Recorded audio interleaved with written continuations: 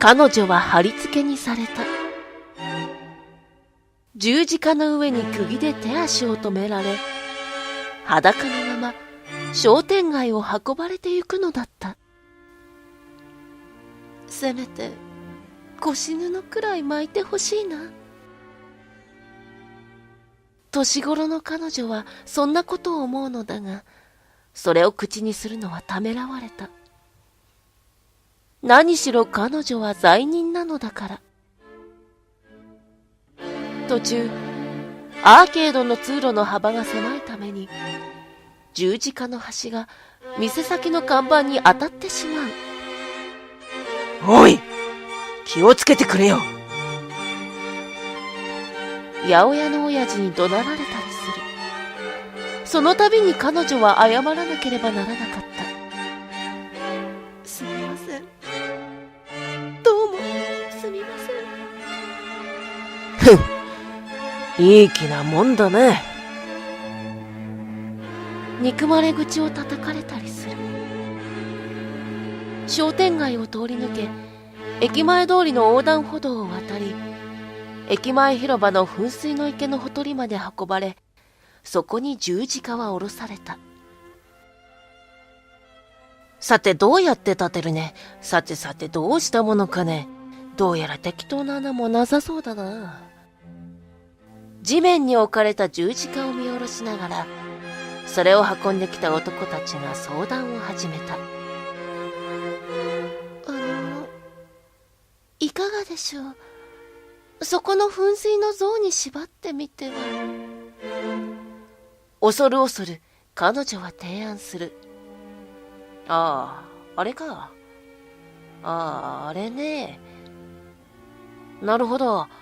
うん、あれでいいな。心よく同意が得られ、彼女はほっとする。再び十字架は男たちによって持ち上げられ、放尿し続ける子供たちの像を杭代わりとして、噴水の池の中央に高く立てられた。ちょっと傾いてるかな。いいよ、これぐらいなら。うん、なかなか立派なもんだ。男たちは仕事に満足し、さっさと引き上げてしまう。こうして十字架が立てられた結果、釘で留められただけの手足にもろに体重がかかる。そのあまりの痛みのために、彼女は気が遠くなるのだった。もしも悪い夢を見ているのだとしたら、この痛みの意味をどう説明すればいいのだろう。彼女には説明できないのだった。どれくらいの時が過ぎただろう。ふと目を開くと、学校帰りの小学生たちが彼女を見上げていた。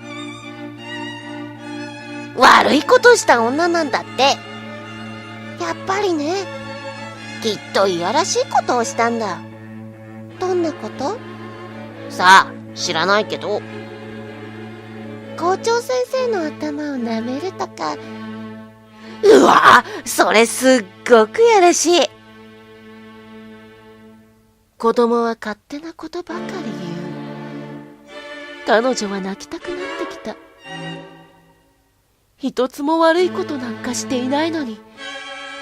いやらしいことだって何にもしていないのに。実際、彼女は何もしていないのだった。ところが、それが彼女の罪だというのだ。十字架上の彼女はただ泣くことしかできず、なんとも情けない噴水なのだった。やがて日が暮れた。会社帰りのサラリーマンが十字架を見上げる。もったいないなあ。わざと彼女の耳に届くように嘆く。でも彼女には聞こえていないようだ。十字架が浮かび上がる夜空には月も星も、それこそ、何にも見えないのだった。